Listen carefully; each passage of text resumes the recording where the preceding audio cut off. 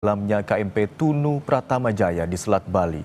6 orang tewas dan 30 orang lainnya selamat setelah terapung di lautan selama lebih dari 6 jam.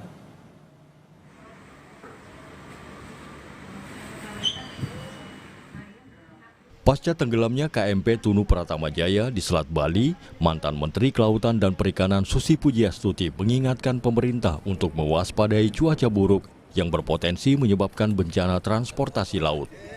Susi bilang, bulan Mei hingga Agustus, pemerintah sebaiknya mendorong masyarakat menggunakan transportasi udara untuk perjalanan antar pulau mewaspadai cuaca buruk yang terjadi di laut. Memang kalau bulan-bulan Juni, Juli, sampai Agustus, dari Mei, Juni, Juli, Agustus, sebaiknya semua pulau Indonesia, pemerintah untuk menjaga jangan sampai ada kecelakaan, ya meningkatkan transportasi udara.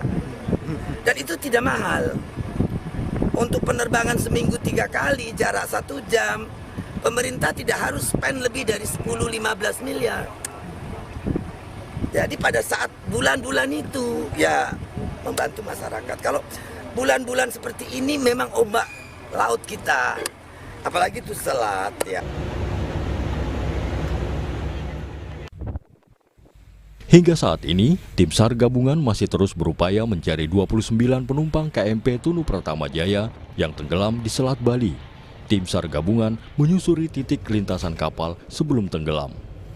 Menggunakan kapal milik Basarnas, penyisiran di perairan Selat Bali dimulai dari pelabuhan aspal Tanjung Wangi menuju ke tengah laut sejauh 20 mil. Upaya pencarian juga dilakukan melalui jalur udara, namun hingga kini pencarian 29 korban dan bangkai kapal Tunu Pratama Jaya belum membuahkan hasil. Cuaca yang tidak bersahabat di Selat Bali menjadi kendala dalam upaya pencarian korban. 30 orang selamat dan 6 lainnya ditemukan dalam kondisi meninggal dunia dalam tragedi tenggelamnya KMP Tunu Pratama Jaya di Selat Bali. Salah satu korban tewas adalah Anang Suryono yang merupakan sopir truk barang. Saat musibah terjadi, Anang Suryono sedang bertugas untuk mengantarkan barang dari Mojokerto ke Bali. Korban sempat berkomunikasi dengan keluarganya sesaat sebelum naik kapal. Sosok Anang yang penyayang dan pekerja keras membuat keluarga merasa amat terpukul dengan kejadian ini. Jadi kami keluarga shock, memang seperti mimpi. Tiba-tiba hilang, padahal ya, awal mulanya tidak ada apa-apa, tidak ada firasat apa-apa.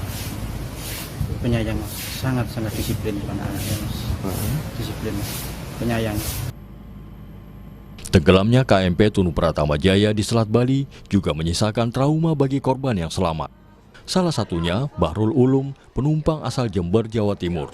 Bahrul bercerita, saat perjalanan, kondisi kapal miring, air laut sudah masuk ke dalam dek bawah kapal. Melihat banyaknya air yang masuk, Bahrul spontan melompat dari mobil dan menggunakan pelampung untuk menaiki perahu sekoci. Kapal juga miring keadaan mesinnya keadaan mesin mati. Itu kejadiannya nggak lama, sekitar 3 menit kejadiannya. Langsung miring kembali. Ya pakai apa namanya itu? Perahu skoci saya. Saya selama di tengah itu 6 jam. Oh, pakai pelampung? Ya, dari jam berapa? Dari jam 12 sampai jam setengah. Berapa orang mas yang di skoci waktu itu? Kalau di skoci sekitar 16 orang. Komite Nasional Keselamatan Transportasi melakukan investigasi penyebab tenggelamnya KMP Tunu Pratama Jaya di Selat Bali. KNKT mulai mengumpulkan video media sosial, berikut kelayakan kapal, surat persetujuan berlayar, serta alat keadaan darurat seperti pelampung, sekoci, hingga peralatan tanggap darurat saat kapal terjadi kecelakaan. Terjadi kapalnya tenggelam, apapun sebabnya kita belum tahu.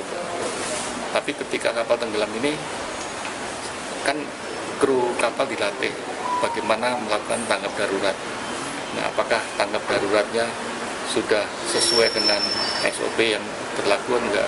Terus kemudian alat keselamatannya di kapal itu ada alat keselamatan, ada namanya life craft atau rakit penyelamat.